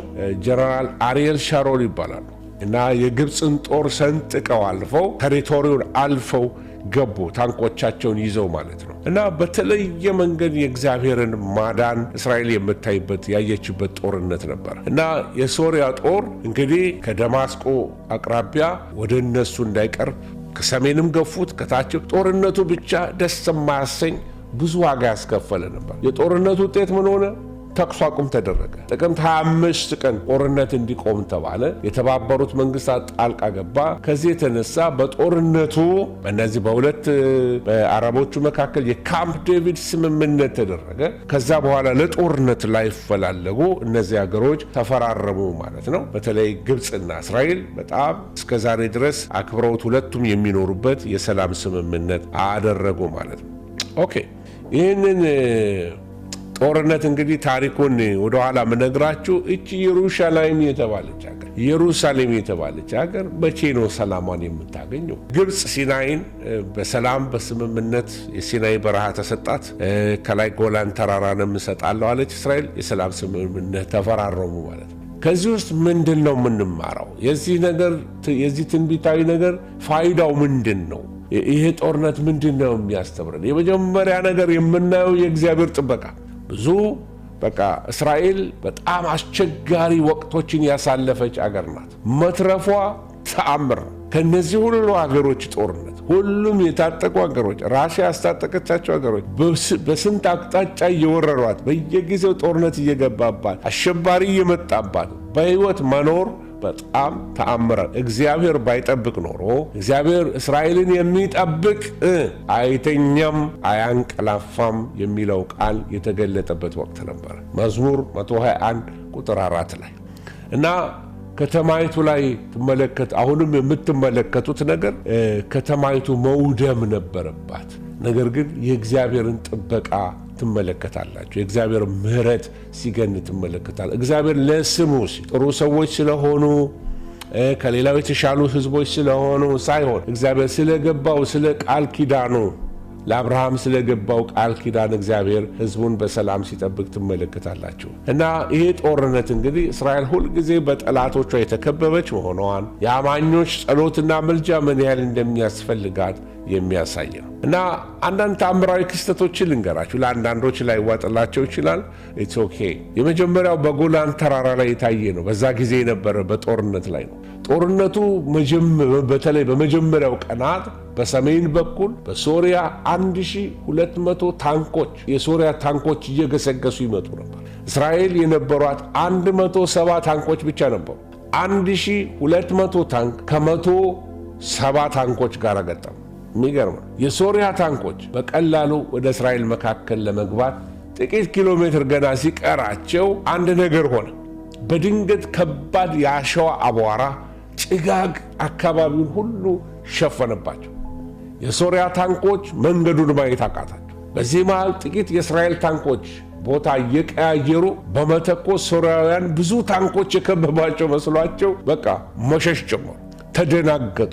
ልክ ብሉይ ኪዳን ላይ እንደምንመለከተው አይነት ኤልሳ ሲጸልይ ዓይናቸውን አሳውር ብሎ እነዛ የሶሪያ ሰራዊቶች ላይ እንደጸለየ ሲደነባበሩ መርቶ ሰማርያ ድረስ እንዳመጣቸው ከዛ በኋላ ሳይገሏቸው እንደመለሷቸው አይነት ታሪክ ይመስላል። እና በጎላን የታየው አንዱ ተአምር ይሄ አይነት የአቧራ መጋረጃ እግዚአብሔር በሕዝቡ ላይ አምጥቶ 1200 ታንኮች ለ170 አይመጥኑም ነበር። እስራኤልን መደምሰስ ይችሉ ነበር። ነገር ግን እግዚአብሔር እንዴት እንደመለሳቸው ትመለከታላችሁ። ይሄ ጦርነት በታሪክ ምን ተብሎ ይጠራል? The Valley of Tears የእንባ ሸለቆ ተብሎ ይታወቃል። ይሄ ታሪካቸው ማለት ነው። በተለይ በደቡብ በኩል ደግሞ ግብጽ ከታች በምታደርገው የቦምብ ወረራዎች ላይ እስራኤል በከባድ ሚሳኤሎች ትደበደብ ነበር። ብዙዎቹ ሚሳኤሎች መሬት ላይ ሲያርፉ አይፈነዱም ነበር። ይሄ ራሱ ለነሱ እንደምነታቸው እግዚአብሔር ፕሮቴክት እንዳደረጋቸው ይህንን አምነው ይጽፉታል። አንዳንዶች የእስራኤል ወታደሮች እንደሚሉት ሚሳኤሎቹ ልክ በሆነ የማይታይ እጅ ተይዘው አቅጣጫቸውን እንደሚቀይሩ ጉዳት በማደርሱባቸው በበረሃ ቦታዎች ላይ እነዚህ ሚሳኤሎች ይወድቁ እንደነበረ ይተርካሉ፣ ይጽፋሉ። እግዚአብሔር ሕዝቡን ሊትራሊ እንደዚህ ፕሮቴክት ያደርጋቸዋል። ሌላው እኚህ ጀነራል ኤሪያል ሻሮን ቅድም ያሳየኋችሁ እኚህ ወፈር ያሉ ጀነራል በቅርብ ወደ ጌታ ወደ የሞቱት ወደ አብርሃም እቅፍ ወደ ተሰበሰቡት በጦርነቱ መብቂያ ላይ እስራኤል ወደ ግብጽ ምድር መሻገር የምትችልበት ምንም መንገድ ስትፈልግ ምንም አልተቻለ። ሁለት ሰራዊቶች በግራና በቀኝ አሉ። ሰከንድና ተርድ አርሚስ የሚባሉ ሁለት ትልቅ ምንድነው የሚባሉት መካናይዝድ ብርጌዶች ቆመዋል እና በመካከል ያለች ጥቂት ኪሎ ሜትሮች ክፍተቶች አሉ። በዛ አንድ ጋፕ ብቻ ነው ያላቸው። ስለዚህ ጀነራል ሻሮን ይህን ክፍተት ተጠቅመው የስዊዝ ቦይ ወይም የስዊዝ ካናልን አልፈው የግብፅን ጦር ከኋላ ከበቡት ማለት ነው። በሚገርም አይነት ብዙ የታሪክ ተመራማሪዎች ይሄ ክፍተት መገኘቱ ሻሮን ያሳየው ድፍረት ጦርነቱን ሙሉ በሙሉ ለእስራኤል ድል የለወጠ ምን ብለው ይጠሩታል? ተአምራታዊ አጋጣሚ ወይም ተአምራዊ አጋጣሚ ሚራክለስ አፖይንትመንት ወይም ዲቫይን የሆነ ኢንተርቬንሽን አርገው ይቆጥሩታል። እግዚአብሔር ስም የተባረከ ይሁን። ሌላው ደግሞ መጽሐፍ ቅዱስ እንደሚነግረን የእግዚአብሔር ፍርሃት በቃ በአሕዛብ ላይ ወደቀ እንደሚለው ሁለተኛ ዜና ምዕራፍ 20 ቁጥር 29 ላይ በዮም ኪፑር ጦርነት ወቅት ላይ የጠላት ሰራዊት በቁጥር በልጠው ሳለ በድንገት በፍርሃት ተውጠው መሳሪያቸውን ጥለው ሲሸሹ እንደነበሩ አንዳንድ ታሪኮች ተመዝግበዋል። አንዳንድ የሶሪያ ወታደሮች በኋላ ሲጠየቁ ምን አሉ ይባላል? በሰማይ ላይ ግዙፍ እጆች ነጭ የለበሱ ፈረሶችን አየን እያሉ ይደነግጡ እንደነበረ ይህንን በታሪክ መጽሐፋቸው ላይ ጠቅሰውታል። እንግዲህ እኛ አማኞች ነን። እግዚአብሔር ይሄን ሊያደርግ ይችላል፣ በደንብ ይችላል። እግዚአብሔር ተዋጊ ነው፣ ስሙም እግዚአብሔር። እነዚህ ክስተቶች የሚያስታውሱ እግዚአብሔር ዛሬም በምድር መንግስታትና በጦርነት መካከል ላይ ሶቨሬን የሆነ ስልጣን እንዳለው በተለይ ለኢየሩሳሌምና ለእስራኤል የምናደርገው ጸሎት በምናየው ዓለም ላይ ብቻ ሳይሆን በማይታየው መንፈሳዊ ዓለም ላይ ትልቅ ለውጥ እንደሚያመጣ ያረጋግጥልናል። አሁን ወደ ከረንት ስቴት ላይ ደግሞ ስንመጣ አሁን ያለው ግጭት ከዚህ ቀደም ከነበሩት የተለየ የሚያደርገው ኢራን አሁን በሉዓላዊ ግዛቷ ላይ ጥቃት ደርሶብኛል በሚል በቀጥታ የእስራኤልን ምድር በድሮንና በሚሳኤል መምታቷ ነው። እስራኤል በበኩሏ የኢራንን ወታደራዊና የኒውክሌር ተቋማትን ኢላማ እያደረገች አንድ ባንድ እነዚህ አለቃ የሆኑ መሪዎቻቸውን፣ ዋና አያቶላቸውን፣ ምክትሉን፣ ልጃቸውን፣ የልጅ ልጅ ጨርሳቸዋለች። አሳሲኔሽን እነዚህ የኒውክሌር ሳይንቲስቶች በሙሉ ተራ በተራ ተገለው አልቀዋል እና ሊሆኑ የሚችሉ ፊውቸር ሴናሪዮስ አሉ። ምን ሊሆን ይችላል? የብዙዎቻችሁ ጥያቄ ሊሆን ይችላል። ምን ሊሆን ይችላል? አሁን የምንመለከተው ነገር እንግዲህ ይሄ ሊሚትድ የሆነ ኤስካሌሽን ነው የምናየው፣ ወይንም ደግሞ የተገደበ ሪስፖንድ ነው የምታዩት። ሁለቱም ወገኖች ወደ ሰፊና ሁሉን አቀፍ ጦርነት ወደ ፉል ስኬል ዋር ከመግባት ምን ብለዋል? ፈርተዋል። አንዱ የሌላውን ወታደር አቅም የሚቀንስ የተወሰኑ ጥቃቶችን ብቻ ይሰነዝራሉ። በቦምብ ይቆራቆሳሉ እንጂ በእግረኛ ጦር ለመግባት አልደፈሩም ሁለቱ። ምክንያቱም በጣም የማይቆም ጦርነት ይሆናል ከተጀመረ ከገቡ በእግር ማለት ነው። ሌላው የኒውክሌር ስጋት አለ። እስራኤል ኢራን የኒውክሌር መሳሪያ ባለቤት እንድትሆን አትፈቅድም። ስለዚህ የኢራን የኒውክሌር ማበልጸጊያዎች፣ ማልሚያዎች፣ ጣቢያዎች ላይ ጥቃት ልሰንዝር ብትል ቀጠና ወዴት ይገባል ማለት ነው? ወደ ከፋ ጦርነት ውስጥ ይገባል። ራሱ ኒውክሌሩ አክቲቬትድ ከሆነ አደጋ ውስጥ ይገባል። እስራኤል ደግሞ በጣም ብትጎዳ፣ ምናልባት ኒውክሌር ብትጠቀም ሌላ ታሪክ ሊጻፍ ነው። ኒውክሌር አላት። በግምት 100 ምናምን ኒውክሌር ካላቸው አገሮች አንዷ እስራኤል ናት። የዓለም መንግስታት የሚያከብሯትም ለዛ ነው። ስለዚህ የኒውክሌር ስጋት አለ። ጦርነቱ በጣም ሊሚትድ ነው። ከተወሰነ ከመቆራቆስ ከመወራወር በስተቀር አልፎ ወደ እግረኛ እንዳይገቡ ፍርሃት አለ። ሌላው ፕሮክሲ ዋር ይሆናል ተብሎ ነው የሚታመነው። ምን ማለት ነው? ኢራን እንደ ሂዝቡላ፣ እነዚህ ሌባኖን እንዳሉት፣ እንደዚህ ሃውቲ፣ እነዚህ የመን እንዳሉት እና በሶሪያ ያሉ ታጣቂዎችን በመጠቀም እስራኤልን በሁሉ አቅጣጫ ማስጨነቋን ልትቀጥል ትችላለች። ምክንያቱም ከጦርነቱ በፊት ሃውቲዎቹ ያንን ሚሳኤል ይወረውሩ የነበሩት ከኢራን እየወሰዱ ነበር። ኢራኖች ናቸው ሰፕላይ ያደረጓቸው የነበረው እና አሁን ሃውቲዎቹ ያሉበትን ምስቅልቅል ህይወት ልትመለከቱ ትችላላቸው። ከዚህ የተነሳ ነው እስራኤል መታ ሶማሊላንድን እውቅና ሰጣለዋል።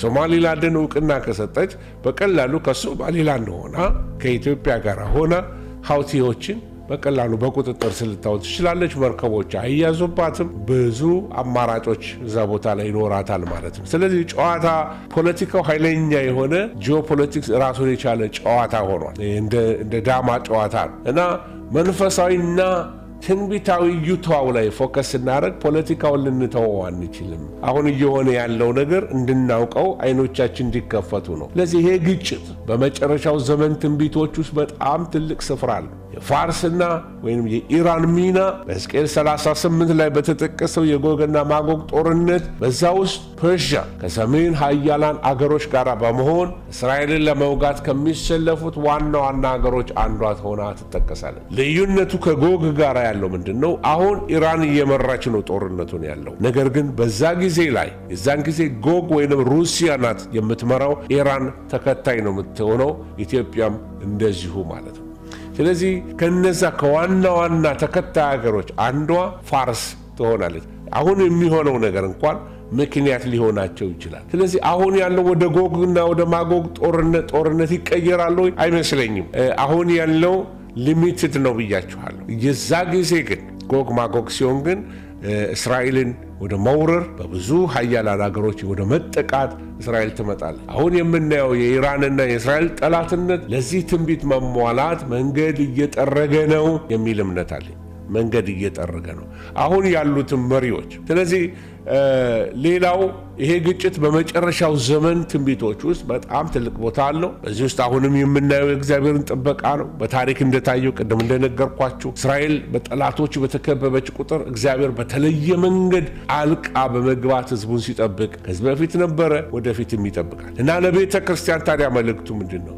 የጸሎት ጥሪ ነው። ቤተ ክርስቲያን ለኢየሩሳሌም ሰላም ለምኑ ተብላለች። መዝሙር 122 ቁጥር 6። እውነትም ለመናገር ለኢራን ሕዝብ እንጸልያለን፣ ሰላም እንዲሆንላቸው። ለሚጎዱት በጦርነት ለሚያልቁት ሕፃናት ልንጸልይላቸው ይገባል። እነሱ ሰይጣን የሰው ደም ሲፈስ ደስታው ነው። ጦርነትን ይፈልገዋል። ደም ብዙ ነፍሳት አግዞ በቃ መከር ለሱ የሚገባለት ያኔ ነው፣ ደስታው ያኔ ነው። ለዚህ ለከተማይቷ ለሕዝቧ ሰላም ልንጸልይ ይገባል መጽሐፍ ቅዱስ ስላዘዘን። ለዚህ በሁለቱም ወገን ላሉ ንጹሐን ዜጎች ስለነሱ ሕይወት ልንጸልይላቸው ይገባል። ለዚህ ጦርነቱ ወዴት ያመራል የሚለው ጥያቄ በዓለም መሪዎች ውሳኔና በወታደራዊ ስልቶች ቢወሰንም የመጨረሻ ውጤት ግን በእግዚአብሔር እጅ ነው። ሁኔታው በቃ ይሄ እኛ በጸሎት በእግዚአብሔር ፊት ልንተጋበት የሚገባ ጉዳይ ነው። እግዚአብሔር ጣልቃ እንዲገባ፣ እንዳይመረቅስ፣ ኮንቲኒየስ እንዳይሆን፣ የኑሮ ውድነት እንዳይጨምር። በጣም በይሄ መገለጥም ትንቢትም አያስፈልገውም። ሁል ጊዜ ጦርነት ሲኖር ከጦርነት በኋላ ቸነፈር ይኖራል፣ ወይንም ደግሞ ትልቅ ረሃብ ወይንም የኢኮኖሚ ኢንፍሌሽን ይመጣል፣ ወይንም ደግሞ የኢኮኖሚ የዋጋ ግሽፈት ይመጣል። በቃ የነገሮች መወደድ። አሁን በቤንዚን ምክንያት ብዙ ነገሮች ዋጋቸው ጨምሯል። ረሃብ ይመጣል። የሰዎች ኑሮ መቆርቆዝ ይጀምራል። ኢኮኖሚ ሊወድቅ ይጀምራል። ታላላቅ አገሮች ትልቁ ፍርሃታቸው ይሄ ነው። ኢኮኖሚ ወደቀ ማለት ደግሞ ብዙ አገሮች ላይ ስቴቢሊቲ ይቀራል። ብዙ አገሮች ላይ መፈንቅለ መንግስቶች ሊደረጉ ይችላሉ። ረሃብ ሊኖር ይችላል። ለዚህ ጦርነት ብዙ መዘዝ አለው ልላቸው፣ ብዙ መዘዝ አለው። አሁን አንድ ጥያቄ አለ። ትናንትና አንድ ጠየቀችኝ። ጥያቄው ምን የሚል ነው? ፓስተር አለችኝ፣ አሁን ያሉት ፍልስጤሞች እና ድሮ ያሉት ፍልስጤሞች አንድ ናቸው ወይ ብላ ጠየቀች። ለብዙዎቻችሁ ጥያቄ ሊሆን ይችላል። ፍልስጤም እና ፓለስታይን ሁለቱ የተለያዩ ነገሮች ናቸው። ፍልስጤም የነ ጎልያድ ሀገር ታስታውሷቸዋላችሁ። እነ ጎልያድ የነበሩበት በመጽሐፍ ቅዱስ ውስጥ በተደጋጋሚ የምናገኛቸው ህዝቦች ናቸው። እነዚህ ፍልስጤም የሚባሉት መነሻቸው ወይንም የታሪክ ዲኤንኤያቸው በጥናት እንደሚያመለክተው ጥንታኖቹ ፍልስጤሞች ከአካባቢው ወይንም ከመካከለኛው ምስራቅ ሳይሆኑ ከኤጂያን ሲ ወይንም ደግሞ ከኤጂያን ባህር ይሄ ግሪክ አካባቢ ያለው ቀርጤስ የሚባል ከቀርጤስ አይላንድ ወይንም ክሬት ከምትባለው አይላንድ የመጡ የባህር ህዝቦች ተብለው በመጽሐፍ ቅዱስ ተጠርተዋል። ሃይማኖታቸው ጣዖት ማምለክ ነው። ዳጎንን፣ አስታሮትን ያመልካሉ እና መጨረሻቸው የነበሩት በ604 ዓመተ ምህረት አካባቢ በባቢሎን ንጉሥ በናቡከደነጾር ወረራ ወቅት ድል ተመተው ከታሪክ ገጽ ጠፍተዋል። ፊልስጤን የሚባሉት ህዝቦች አንድ የተለየ ህዝብ በቃ እንደ አንድ የተለየ ህዝብ ሳይሆን በዝርያቸው አለ፣ ግን በህዝብ መካከል ተበትነዋል። የራሳቸው ግን አይዴንቲቲ ይዘው በአንድ ሀገር ውስጥ አጥቷቸውም ተጋብተው ተዋልደው በሌላ ህዝቦች ውስጥ ነው የሚኖሩት። ስለዚህ ፊሊስቲኖች አይደሉም አሁን ያሉት ፓለስታይንስ ናቸው። እነዚህ ፓለስታይኖች ማን ናቸው? መጽሐፍ ቅዱሳዊ ማስረጃዎች ልሰጣችሁ እፈልጋለሁ። ይሄ ካፍቶር የሚባል ካፍቶር ማለት መጽሐፍ ቅዱስ ፍልስጤማውያንን የሚጠራበት ስም ነው። የዛሬዋ ቀርጤስ ምሁራን ይህንን ይስማማሉ። በአሞጽ 9:7 ላይ እስራኤልን ከግብፅ ምድር ፍልስጤማውያንን ከካፍቶር አላወጣሁምን ይላል መጽሐፍ። ካፍቶር ማለት ከቀርጤስ ማለት ነው። ኤርምያስ 47 ቁጥር 4 ላይ እግዚአብሔር ፍልስጤማውያንን ከካፍቶር ደሴት የቀሩትንም ያጠፋቸዋል ይላል። ስለዚህ ፍልስጤማውያን ኦሪጂናቸው ከቀርጤስ ነው እንጂ ፓለስቲን ወይም ፍልስጤን አይደሉም። ፍልስጤን ፓለስታይን የሚለው ቃልና ፍልስጤን የሚለው ቃል ተቀራራቢ ነው። እንዴት ሊጠቀሙበት ቻሉ? በመጽሐፍ ቅዱስ ውስጥ እነዚህ ከሊታውያን የሚባሉ ሰዎች አሉ። የዳዊት የቅርብ ዘበኞች የነበሩ ከፍልስጤማውያን ወገን የነበሩ ማለት ነው። ስማቸው ከቀርጤስ የመጡ ናቸው፣ ክሬተንስ ናቸው እና ከዛ ስም ጋር ነው የሚያያዙት። በተለይ ፍልስጤም የሚለው ቃል ከዕብራይስጡ ፓላሽ ወይንም ደግሞ ወራሪ ሰንጣቂ ከሚለው ቃል ጋር የመጣ ነው። ከውጭ የመጡ ናቸው፣ ፓላሽ ናቸው። ይህ የሚያሳየው እስራኤላውያን ፍልስጤማውያንን እንደ ምድሪቱ ባለቤት ሳይሆን ከባህር ማዶ መጥተው በኃይል የሰፈሩ ኢንቬደርስ ነው። በኃይል የነበራቸው ሰዎች ነበሩ። መኖሪያቸው ኤሬትስ ፓሌቬት አይሁዶች ይቅር በሉኝ፣ ኤሬትስ ፓሌሼት እና ምን ማለት ነው? ፓለስታይን የሚል ተቀራራቢ ስም አለው ፓሌሼት የሚለው እና ታሪኩ ልንገራቸው።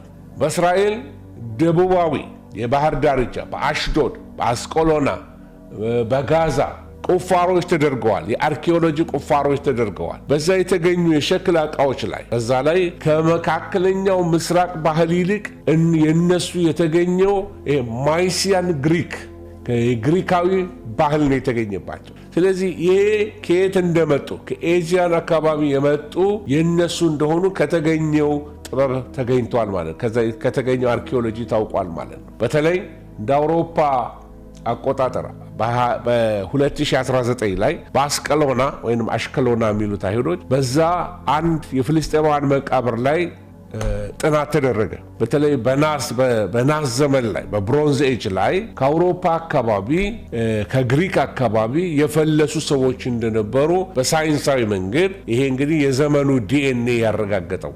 ስለዚህ እነዚህ የባህር ህዝቦች ሲ ፒፕል ተብሎ የተጠሩት ወራሪዎች ነበሩ እና ታሪካዊ ፍልሰታቸውን እንግዲህ ከ1200 ከክርስቶስ ልደት በፊት እነዚህ ህዝቦች በጣም በባህር ኃይል በጣም ጎበዞች ነበሩ።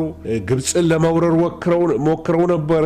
በግብፅ ንጉሥ በራምሴስ በ3ኛው ራምሴስ III በእሱ ተሸንፈው በከነአን በደቡባዊ በኩል የባህር ዳርቻ ላይ ሰፈሩ። አሁን ፊሊስቲን ወይም ፓለስታይን የሚባል ያቺ ጠርዟ ላይ ተቀመጡ ማለት ነው። በዚያ 5 ከተሞችን ይዘው ነበረ። ቅድም የጠቀስኳቸው ጋዛ፣ አስቀሎና፣ አሽዶድ፣ ጌት፣ አቃሮን እነዚህ ሀገሮች የፍልስጤማውያን ከተማ ሆነው በዛ ይኖሩ ነበር።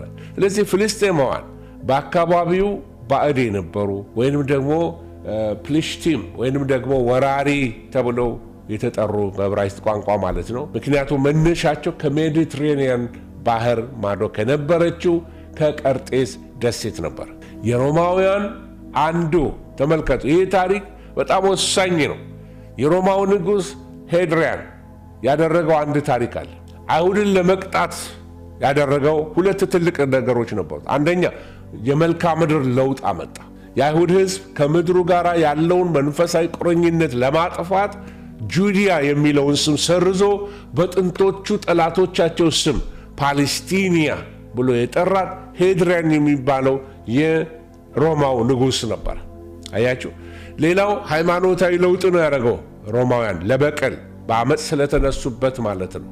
እነ ባርኮቫ እና ሃይማኖታዊ ለውጥ ያደረገው ኢየሩሳሌምን ኤሊያ ካፒቶሊና የሚል ስም ጠራና ቤተ መቅደሱን የሮማውያን ጣዖት መሰዊያ አድርጎ አቆመው ማለት ነው። ኢቭን ኢየሩሳሌም የሚለውን ስም ቀይሮት ነበረ፣ ሄድሪያን ማለት ነው። ኤረጽ እዝራኤል አይሁድ በስደት በነበሩባቸው 2000 ዓመታት ሁሉ ምድሪቱ ፓለስታይን ብለው ጠርተዋት አያውቁም።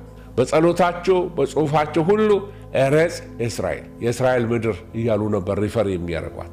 ፓለስታይን የሚለው ስም በዓለም አቀፍ ደረጃ ጎልቶ የወጣው በብሪቲሽ ማንዴት ዘመን ሲሆን ያን ጊዜ በምድሪቱ የሚኖሩ አይሁዶች ፓለስቲናውያን አይሁዶች የዛን ጊዜ እነሱ አይሁዶች ራሳቸው ፓለስቲኒያን ጁስ ተብለው ተጠሩ ማለት ነው። ከ1948 የእስራኤል መንግስት ሲመሰረት ፓለስታይን የሚለው መጠሪያ ለአይሁዶች አበቃና ወደ ጥንታዊ ስማቸው እስራኤል ወደሚለው ተመለሱ ማለት ነው። ፍልስጤማውያን የሚለው መጠሪያ ደግሞ ቀስ በቀስ ወደ ማን ሄደ ማለት ነው? በአካባቢው ለሚኖሩ የአረቦች የተሰጠ ብሔራዊ መለያ ሆነ ማለት ነው።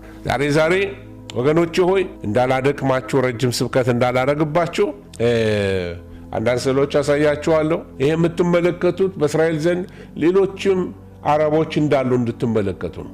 የተለያየ ፍልስጤም የሚባሉ ህዝቦች ብቻ አይደለም ያሉ። ሌላ ተመልከቱ፣ ሱኒ ሙስሊሞች አሉ። 80% የሚያህሉ ከአረብ ማህበረሰብ ውስጥ አብዛኛው 80% የሚያህሉት ሱኒ ሙስሊሞች ናቸው። ልክ በሰሜን የእስራኤል ክፍል በገሊላ፣ በናዝሬት፣ በሃይፋ አካባቢ ሄዳችሁ ብትመለከቱ በዛ አካባቢ ብዙ ሙስሊሞች በሰላም ይኖራሉ።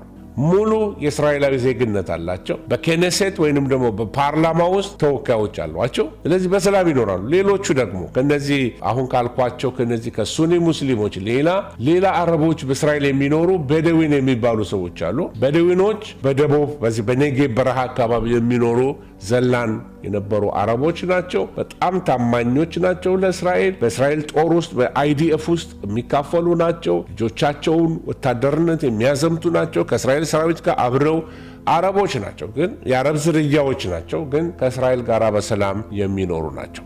ሌሎችም ዝርያዎች ላይ አረብ ክርስቲያኖች ደግሞ አሉ። በእስራኤል አረብ ክርስቲያኖች አሉ። በእስራኤል ውስጥ ካለው የአረብ ህዝብ ቁጥር 9% ያህል የሚይዙት አረብ ክርስቲያኖች ናቸው። አረብ ክርስቲያኖች ልንጸልይላቸው ይገባል። ወገኖቻችን ናቸው። በዋናነት የሚኖሩት የት መሰላችሁ? በናዝሬት፣ በሃይፋ፣ በሻፍ አመር በዛ አካባቢ ይኖራሉ። በሻፍ አመር በትምህርት በማህበራዊ ህይወት በተለያየ ነገራቸው ሁሉ ከፍተኛ ደረጃ የትምህርት የኢኮኖሚ ጥንካሬ ያላቸው የአረብ ህዝቦች መካከል አረብ ክርስቲያኖች ናቸው። ምስኪኖች ናቸው። ወይ ከእስላም ወገን በባህል ቢሆኑ ከክርስቲያኑ ደግሞ ከአይሁዱ ጋር የሚያያይዛቸው የመሲሁ ጉዳይ አለ። ለዚህ በመካከል ብዙ መከራ የሚቀበሉ ናቸው እና በሰላም ከአይሁዶች ጋር የሚኖሩ ህዝቦች ናቸው። ብዙዎቹ የግሪክ ኦርቶዶክስ፣ የካቶሊክ ፕሮቴስታንት እምነት ተከታዮች ናቸው። ሌሎቹ ድሩዝ የሚባሉ ህዝቦች አሉ። ከተሳሳትኩኝ እንግዲህ አይሁዶች ያርሙኛል። ሌሎች አረቦችም አሉ ድሩዝ የሚባሉ። እነዚህ ምንም እንኳ ቋንቋቸው አረብኛ ቢሆንም ራሳቸውን እንደ አንድ የተለየ ብሔርና ሃይማኖት የሚመለከቱ ናቸው። የማየት እድል ገጥሞኝ ነበረ እና ኮቨነንት ያደርጋሉ። ደም በማፍሰስ ከእስራኤል ጋር የኪዳን ያላቸው የደም ኪዳን ያላቸው ናቸው። ወንዶች ልጆቻቸው ልክ እንደ አይሁዶች በግዴታ በሰራዊት ውስጥ ያገለግላሉ። በሰራዊት ውስጥ ከፍተኛ የጦር መሪዎች ጀነራሎች ናቸው። ድሩዞች አሉ እና በሰሜን ይኖራል። በተለይ በቀርሜሎስ አካባቢ፣ በገሊላ አካባቢ፣ በጎላን ተራራ አካባቢ ድሩዞች አሉ። ድንበር ጠባቂዎችም ናቸው። በምስራቅ ደግሞ ያሉ ሌሎች አረቦች አሉ። ምስራቅ ኢየሩሳሌም የሚኖሩ እነዚህ ከሌሎች አረቦች ለየት ያለ ህጋዊ መብት ያላቸው ናቸው። ሬዚደንት ስታተስ አላቸው። አብዛኞቹ የእስራኤል ዜግነት የላቸውም፣ ሊያመለክቱ ቢችሉም ማለት ነው። ነገር ግን የእስራኤል ነዋሪ የሚል መታወቂያ ያላቸው እና በምርጫ ውስጥ ይሳተፋሉ፣ ማህበራዊ ግልጋሎቶችንም ይቀበላሉ ማለት ነው። በዌስት ባንክ ይሁዳና ሰማሪያ በጋዛ የሚኖሩ ፍልስጤማኖች አሉ።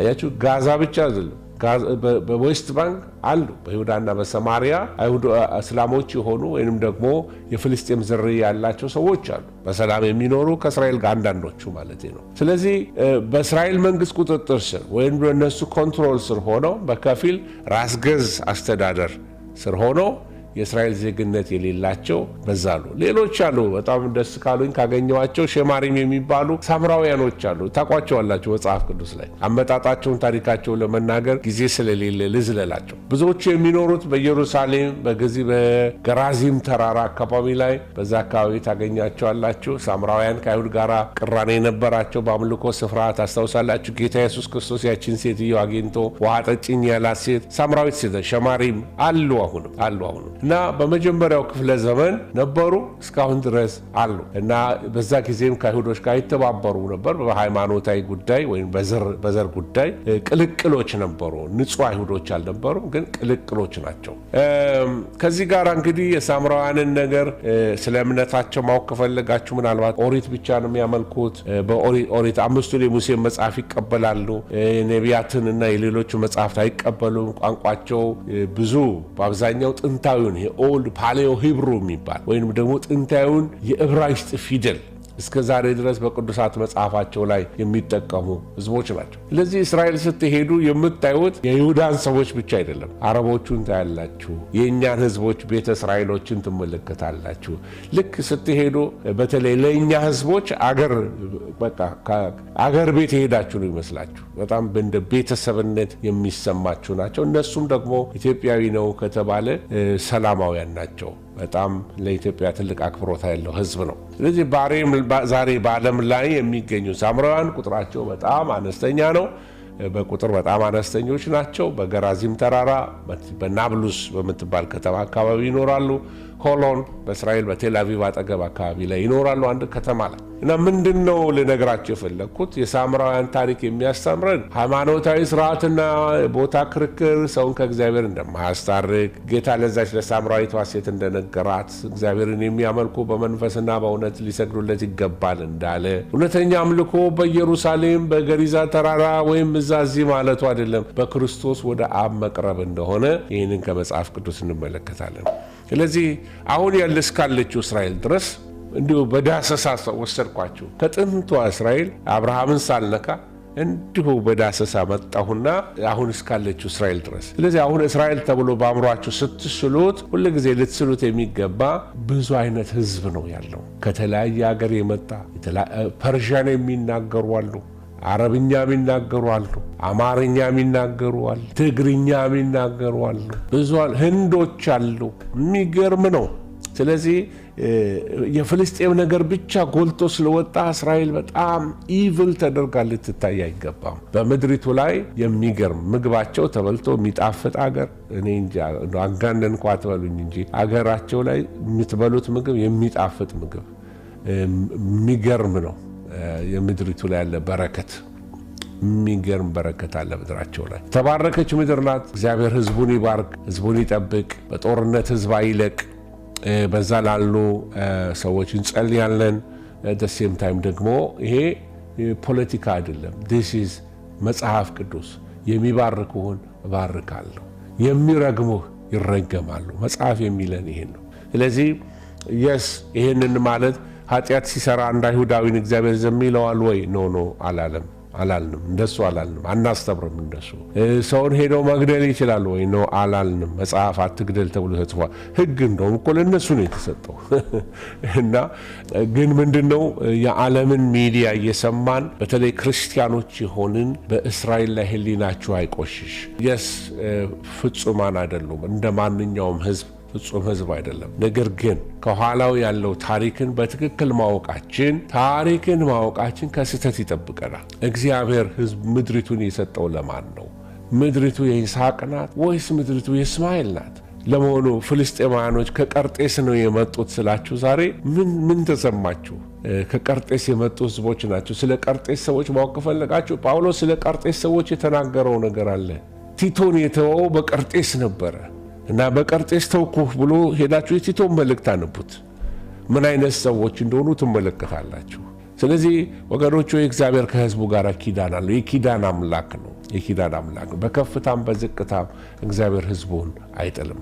እስራኤል የምትባል ሀገር የለችም ለምትሉ ወንድሞቼ እግዚአብሔር አምላክ ይባርካችሁ። ትንሽ ትቆዩና ደግሞ እስራኤል የምትባል ሀገር የለችም ብላችሁ እስራኤልን የሚጠብቅ አይተኛም አያንቀላፋም ተብሎ እንደተጻፈ ብላችሁ ደግሞ የምትጸልዩትን ጸሎት ተወታ። በቃ እስራኤልን ሪኮግናይዝ ካላረጋችሁ መጽሐፍ ቅዱስ ሪኮግናይዝ አላረጋችሁ። የአብርሃም ልጆች የሉም ብሎ መካድ። እግዚአብሔር ኪዳኑን ትቷል። እግዚአብሔር ህዝቡን ጥሏቸዋል፣ ሽሯቸዋል፣ በቤተ ክርስቲያን ተክቷቸዋል ብላችሁ ሪፕሌስመንት የሆነች የምታስተምሩ ሰዎች ካላችሁ በጣም በፍቅሮኝ እነግራችኋለሁ፣ በጣም ተሳስታችኋል። እግዚአብሔር ህዝቡን አልጣለም። ሮሜን መልእክት ሄዳችሁ ተመልከቱ።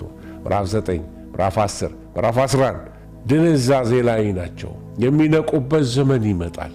በነቁበት ሰዓት ላይ ለአንድያ ልጅ እንደሚያለቅሱ ያለቅሱለታል፣ ወደ መሲሁ ይመለሳሉ። በዚያን ጊዜ እስራኤል ሁሉ ይድናል። ይሄ በነቁበት ሰዓት ላይ አይናቸው ሲከፈት መሲሁ ክርስቶስ እንደሆነ ባወቁበት፣ ጸረ ክርስቶስ ውሸቱን እንደሆነ በሚያውቁበት ሰዓት ላይ ወደ መሲሁ ለካ ገለነዋል ብለው ኢሳይያስ 53 ሲገለጥላቸው፣ ሃሌሉያ። ኢሳይያስ 9 ሲገለጥላቸው እነሆ ድንግል ትጸንሳለች፣ ወንድ ልጅንም ትወልዳለች፣ ስሙንም አማኑኤል ይሉታል ተብሎ እንደተጻፈ ስሙ ድንቅ መካር፣ ኃያል፣ የዘላለም አባት ተብሎ የተጻፈለትን የመሲሁ ምስጢር ሲገባቸው፣ አይኖቻቸው ሲከፈትላቸው ለአንድያ ልጅ እንደሚያለቅሱ ደረታቸውን እየደቁ ያለቅሱለታል፣ ወደ ይመለሳሉ። በመከራው ዘመን 144,000 የሚሆኑ አይሁዶች ይታተማሉ። በመንፈስ ቅዱስ ይታተማሉ። ምልክት ያደርግባቸዋል። ለዓለም ሁሉ ወንጌል ይሰብካሉ። በጣም ብዙ መልቲቲዩድ የሚሆኑትን ወደ እግዚአብሔር መንግሥት ያፈልሳሉ። የወንጌል መልእክተኞችን እግዚአብሔር ከመካከላቸው ይቀባል። እግዚአብሔር ስም የተባረከ ይሁን። አሁን ያሉበት ክርስቲያኖችን ይጠላሉ። ክርስቲያኖችን ሳይሆን ክርስትናን አይፈልጉም። እኛ ያለን አይነት መረዳት የላቸውም። ገና መሲህ የሚጠብቁ ናቸው። ገና ብሉይ ላይ ናቸው። እኔና እናንተ አዲስ ውስጥ ያለ ነው። በደሙ ተዋሽተናል፣ ተቀድሰናል። በከበረ ኪዳን በላቀ ኪዳን ውስጥ ነው ያለ ነው። እግዚአብሔር ይመስገን። እነሱ ስለወደቁ ልንመካ አይገባንም። ሮሜ ላይ የሚናገረው ይሄንን ነው። እነሱ እንደወደቁ አይቀሩም፣ ያነሳቸዋል። አንድ ቀን ወደ መሲሁ ይመለሳሉ። ስለዚህ እንጸልይላቸዋለን። እግዚአብሔር ስም የተባረከ ይሁን። ጸጋና ሰላም ከእናንተ ጋር ይሁን። እንግዲህ በጦርነቱ አስታክኬ የሚቀጥለው ጊዜ ደግሞ ጊዜ ካለ ምናልባት በከተማ ካለው ምናልባት ደግሞ ጀርመን አካባቢ ያላችሁ ሰዎች ካላችሁ ጀርመን ፋሲካ ላይ ጀርመን እንገናኝ 2 ሳምንት በስቱትጋርት ከዛ ደግሞ በኑረምበርግ 3ኛ ሳምንት በኑረምበርግ በዛ ጊዜ ይኖረናል። በዛ የፕሮፌሲ ሴሚናሪ ይኖረናል። ስለ ትንቢት ሴሚናሮች እንሰጣለን። በዛ አካባቢ ያላችሁ በፍራንክፈርት በተለያየ የሚቀርብ አካባቢ ያላችሁ ሰዎች ድራይቭ አድርጉ፣ ብቅ በሉ፣ በዛ እንገናኝ። ጸጋና ሰላም ከእናንተ ጋር ይሁን እንላለን። አይሁዶች እንደሚሉ ባሩክ ሃባ በሸም አዶናይ ብለስድ ኢዝ ሂ ሁ ካምስ ኢን ዘ ኔም ኦፍ ዘ ሎርድ በጌታ ስም የሚመጣ የተባረከ ነው። አሜን።